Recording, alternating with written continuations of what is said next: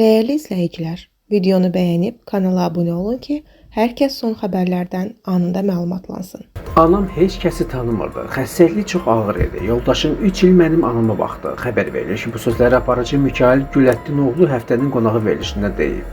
Aparıcı xanımının ondan 11 yaş kiçik olduğunu deyib. Anam ağır xəstə idi. Bacım gəlirdi, ona baxa bilmirdi. Səbri çatmırdı. Sözlərim xətrinə dəyməsin. Anam uşaq kimi idi. Başını itirmişdi. Onun yeməyini, yuyunmağını, hamısını mənim yoldaşım etdi. Son nəfəsinə qədər anama baxdı. Xanımımın şəklini görüb xoşuma gəlmişdi. Onunla ailə qurmaq istədim. O məndən 11 yaş balacadır. Mənə ərə gəldi və o evdə bütün bu şeylərə dözdü.